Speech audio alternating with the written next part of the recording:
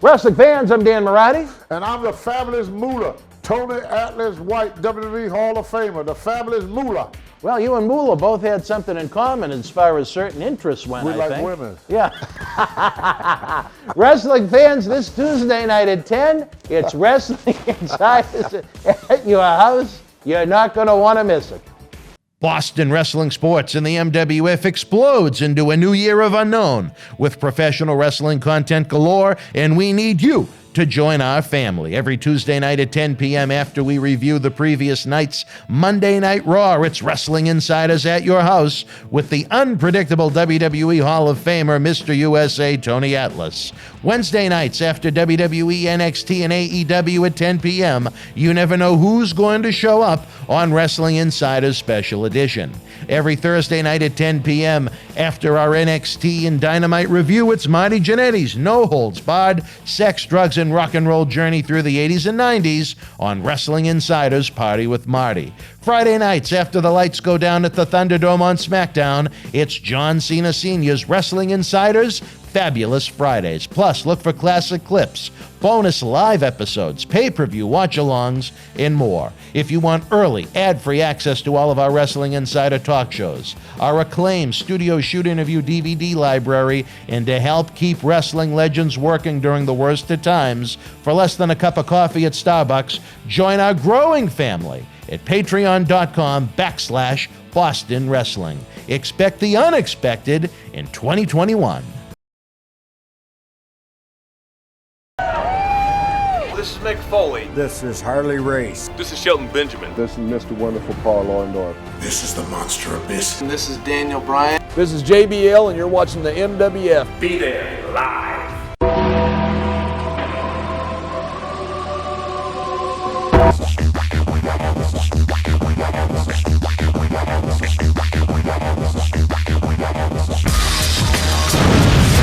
Wrestling fans around the corner, around the world, welcome to our Wrestling Insiders current event program where we review the Monday, February 1st, 2021 edition of WWE Monday Night Raw underneath the Thunderdome in Tampa, Florida. I am your humble host, Dan Marty, here at MWF Studios, downtown Melrose, Massachusetts, in the zip code of Champion 02176. Don't forget, at the top of the hour, 10 p.m. Eastern Time, the Hall of Famer, Mr. USA, Tony Atlas, is back with me for Wrestling Insiders at your house as we discuss WWE Champion Drew McIntyre and the WWE COVID outbreak. Set a reminder, click the little bell so you're always alerted. It is a cold Tuesday here in the greater Boston area. Luckily, we missed the heavy action from the blizzard with only 3 or 4 inches or so around here. Other parts of the state got close to 2 feet. I had my first day off from the studio yesterday since December the 19th, pretty much for no reason since we didn't get that much snow. 43 consecutive days, including the holidays, producing what I'd like to think is some quality wrestling history, stories, and memories and legends for you guys to enjoy. After our Royal Rumble watch-along Sunday night, which was a lot of fun, I was here in the studio until almost 4 a.m. 4 a.m. I didn't get home until well after 4, which was a first, to try and get as much produced as possible, especially for our Patreons. We have so many great ideas in the works, but it all begins with you folks, and we sincerely need your help. The big request right now is please share the link to these videos, especially the 4 Wrestling Insider talk shows each week, and all of our great videos across your social media platforms. Share the link in wrestling Facebook groups or on Reddit. Email popular wrestling websites. Let them know what we're doing. If you're watching on YouTube, there's a button right there where you can share across multiple platforms. Same thing on Facebook. You can share it with all your friends. It's an easy, free way to keep wrestling legends working. And let's face it, if you're not under a WWE or AEW contract in 2021, there are some very limited options out there. Almost no independent wrestling events to work, almost no autograph signings, ditto on FanFest. These legends are losing almost their entire income in many cases, and I truly believe they deserve a better fate than that. I know we can help. We've done it before. We'll do it again. We're all in this together. You great fans at home listening to this show are our tag team partners. If we're going to do it, let's do it right. why not be the tag team champions, right? The super chat button below that gray $sign symbol is always open for business to help us keep the lights on and help us bring the superstars to the studio for your viewing pleasure. You guys were awesome Sunday night during the Royal Rumble. It helped save what was a disastrous January. Let's kick some ass in the shorter month of February. We only have 28 days instead of 31 for our metrics. Let's hit those metrics. We got to hit the metrics, baby. I don't want to sound like a boss at work or a teacher at school, but we got to hit the metrics. You can get early, ad-free access to all of our Wrestling Insider in-studio shoot interview talk shows, our world-renowned studio shoot interview DVD library, as seen by millions online and millions more on The Howard Stern Show. Get exclusive content and more while helping keep wrestling legends working. Keep them working at patreon.com/Boston Wrestling, all for less than a cup of coffee at Starbucks. Our Patreons are going to get an exclusive Valentine's Day episode with Marty Jannetty where he rocks, I guess is the best way to put it. Our eBay store is loaded with great rare wrestling merchandise and those cool t-shirt bundles. Unlike life during coronavirus, it is open 24/7. The link can be found in the description box below. This coming Friday night, February the 5th, weather permitting, now that more snow is in the forecast, WWE Hall of Famer Mr. USA Tony Atlas is slated for yet another live episode during SmackDown for some wrestling talk, humor, autographs, and artwork. Likewise, our Thursday night partner in crime, Marty Jannetty, returns Live Friday, February the 19th. After the fun we had during the Royal Rumble, we're also planning pay-per-view watch-alongs for both NXT TakeOver on February 14th and WWE Elimination Chamber on February the 21st. I, Dan Marani, am a big fan of our Wednesday Night Wrestling Insider special edition program with rotating guests. But again, we need your help to make it happen. There's a chance we could get more great superstars in studio in March and in May, but without you guys, again, our tag team champion partners, we need your help to make it happen. Without great wrestling fans like you, again, we've noted there is no professional wrestling, and there's certainly no wrestling insiders. If you're new to us, if you're unfamiliar with the old Boston Wrestling MWF schedule, let's talk shop for a minute before we talk Raw. Each week we present to you at no cost 4 exclusive in-studio Wrestling Insiders shoot interviews. Tuesday nights at 10 p.m., it's WWE Hall of Famer, Mr. USA Tony Atlas in your house. Again, in studio, not on some lousy-looking Zoom video that shakes and looks lousy and the audio fluctuates.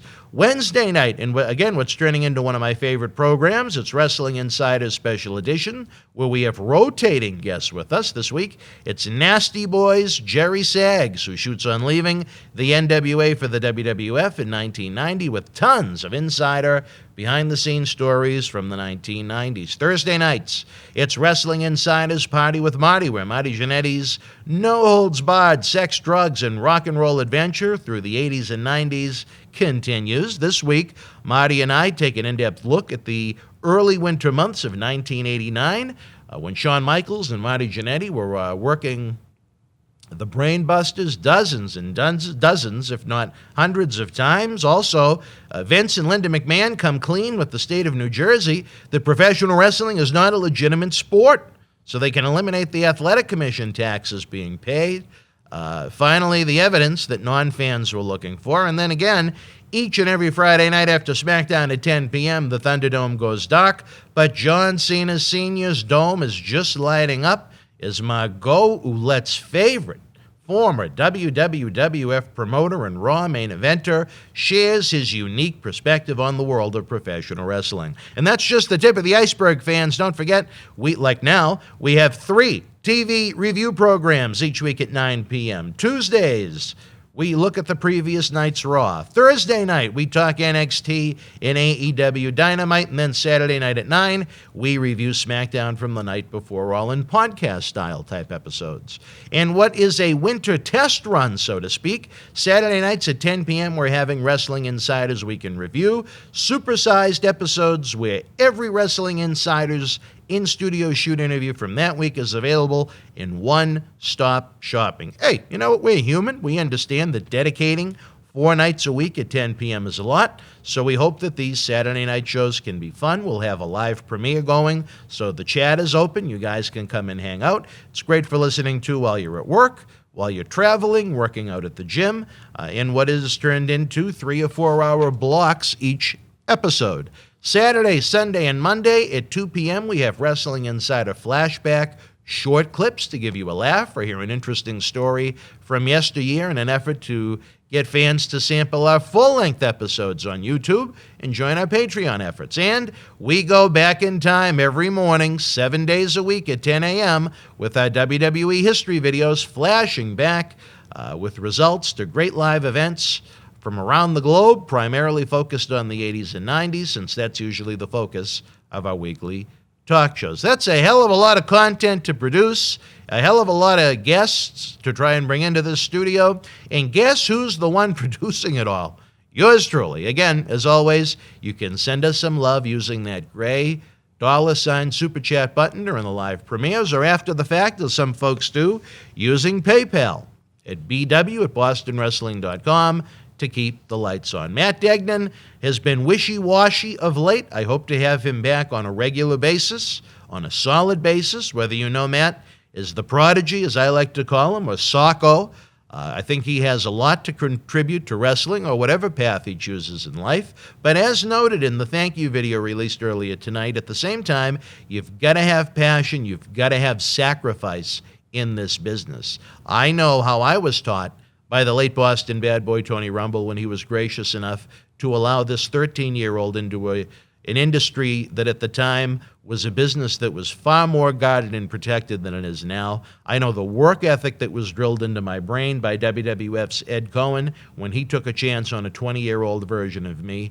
I know the respect that was instilled in my brain by the late, great Paul Bearer, who I miss every day. So when you get bullshit texts like probably not coming, or things along those lines, I simply say bullshit.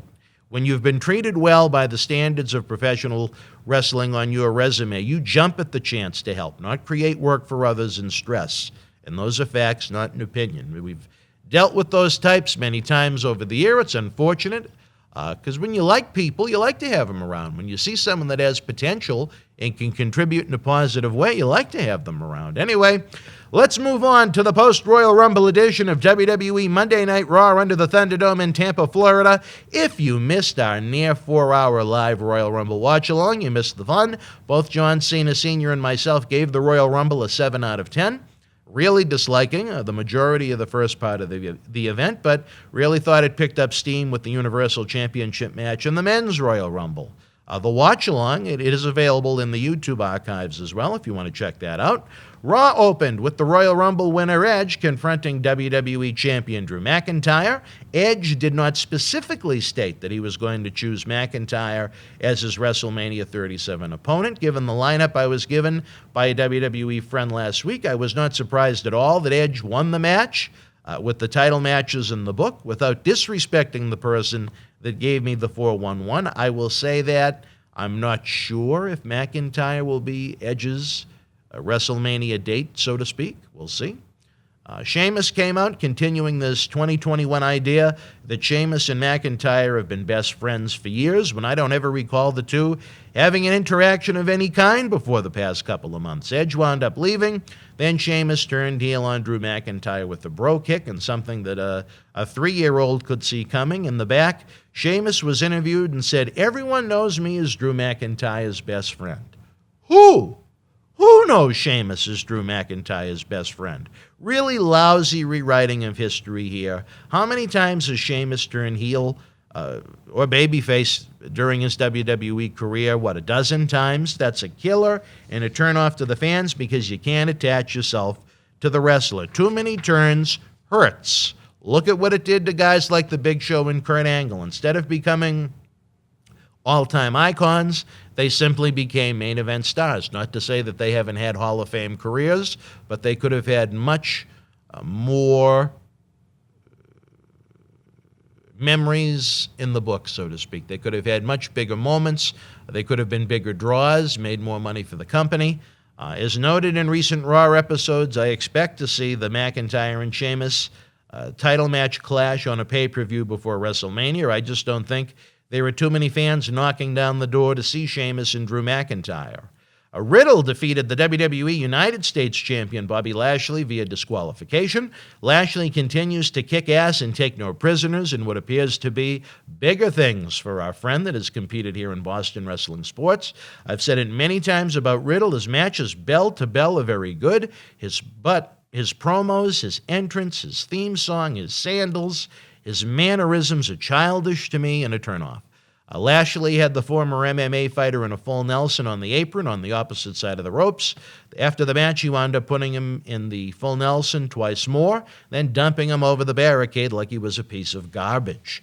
Xavier Woods with the win over Mustafa Ali in a good little match, where Ali seems to have focus and issue going forward with Kofi Kingston. I expected Ali to get the win to make him stronger for what I expect to be a pay-per-view match at some point with Kofi.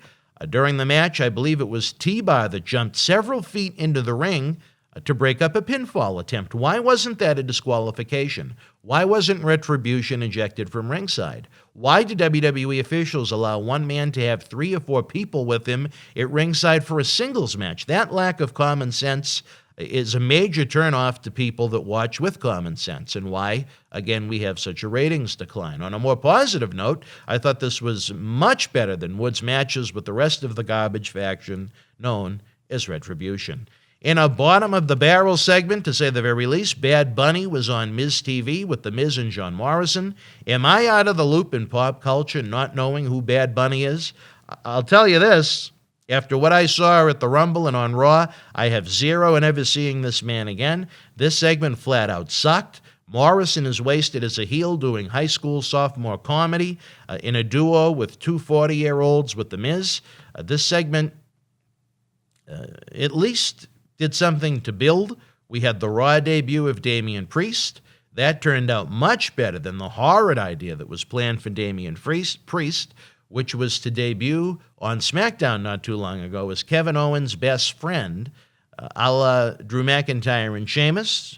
Kevin Owens and Roman Reigns and everyone else involved that had common sense said it made no sense, which is why we didn't see Damian Priest on SmackDown. After the commercial break, Priest defeated The Miz in his Raw debut. It was a credible win for Priest, who should be protected in the booking, even though he's not the thickest superstar on the roster. He's one of the few that has decent size. Bad Bunny took the Money in the Bank briefcase. Morrison tried to get it back. Bunny gave him one of the worst-looking punches I've seen in WWE in a long time.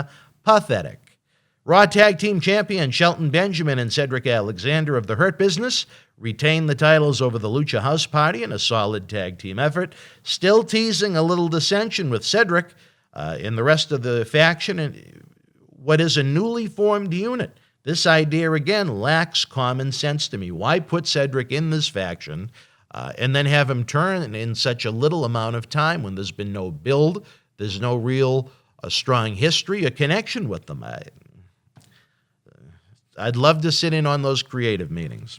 And what was a horrid, channel-changing triple threat match. Naomi and Lana defeated Asuka and Charlotte Flair, and Dana Brooke and Mandy Rose. Why put something on television ahead of time you know isn't going to be any good? This leads to Naomi and Lana having what I'm sure will be some pretty rough tag team title matches, which continues to make me question why even bother to have these titles when you have no tag teams to make Twitter fans happy. No one watching the TV show wants to see it, that for sure, as the ratings continue to indicate. Jeff Hardy and Carlito with the win over Elias and Jackson Riker. Happy we don't have to sit through Elias skits and promos ad nauseum last night like we do on a lot of episodes.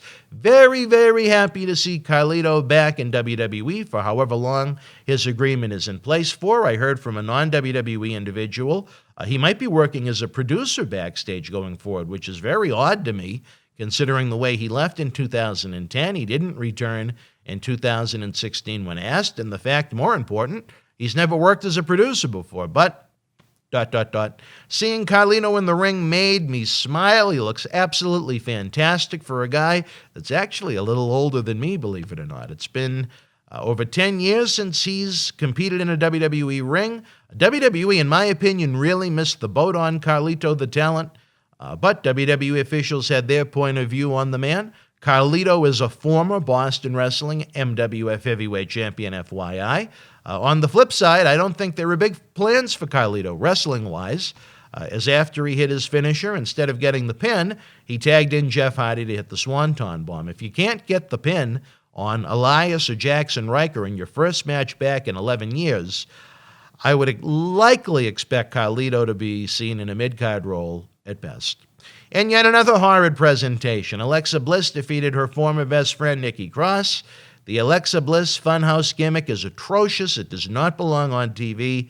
Once The Fiend returns, I think it's another anchor around his ankle, almost like the Mr. Rogers presentation of himself, when the monster is such a great presentation. It's one of the worst parts of the show right now by far. And the main event that absolutely blew my mind was the main event of a Raw with 2 pay-per-views to go before WrestleMania.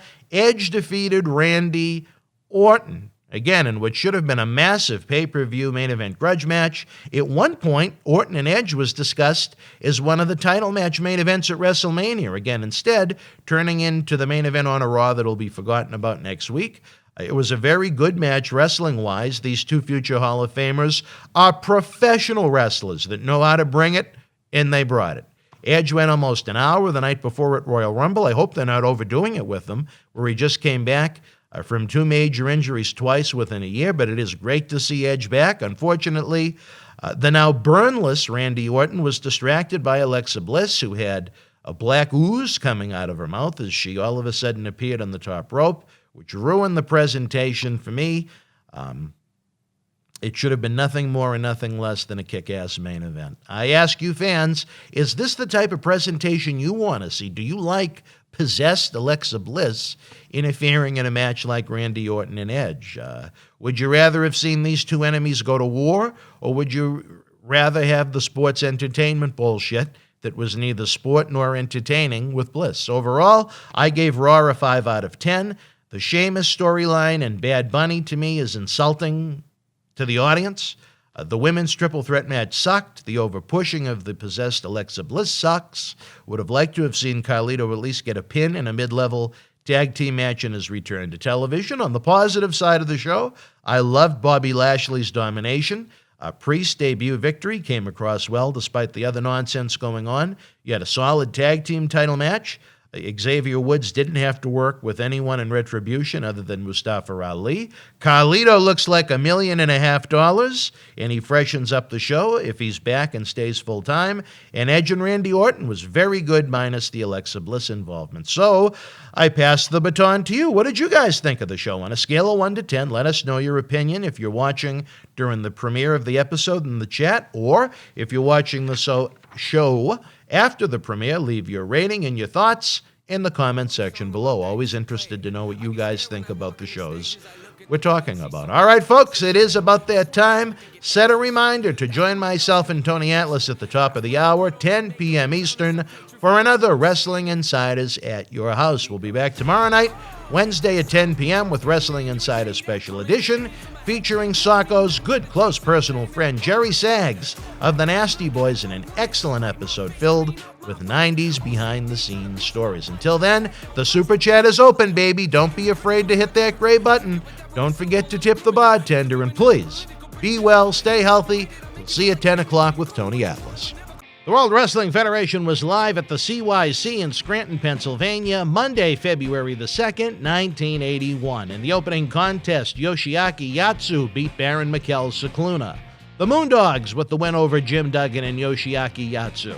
S.D. Jones defeated the Hangman. Stan Hansen victorious over Dominic DeNucci.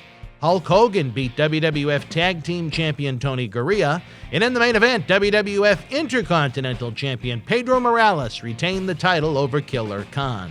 If you are in Scranton Live, share your memories in the comment section below. Use the links in the description box to keep Wrestling Legends working in our eBay store and on our acclaimed Patreon streaming service so we can bring you more interactive superstar shoot interviews to relive the good old days of professional wrestling. Check it out. Boston Wrestling Sports in the MWF explodes into a new year with professional wrestling content galore and need you to join our family. Every Tuesday night at 10 p.m. after our Monday Night Raw review, it's Wrestling Insiders at your house with WWE Hall of Famer Mr. USA Tony Atlas. Wednesday nights at 10 p.m. after NXT and AEW, join rotating legends on Wrestling Insiders Special Edition. Every Thursday night at 10 p.m. after our NXT and Dynamite review, it's Marty Jannetty's no-holds-barred sex, drugs, and rock and roll journey on Wrestling Insiders Party with Marty. Friday night after SmackDown, don't miss John Cena Sr.'s Wrestling Insiders Fabulous Fridays. Plus, look for classic clips, history videos, bonus live episodes, pay-per-view watch-alongs, and more. For less than a cup of coffee at Starbucks, get early ad-free access to our Wrestling Insider talk shows, our acclaimed studio shoot interview DVD library, and help keep wrestling legends working during the worst of times. Join our growing family at patreon.com/Boston Wrestling. Expect the unexpected in 2021.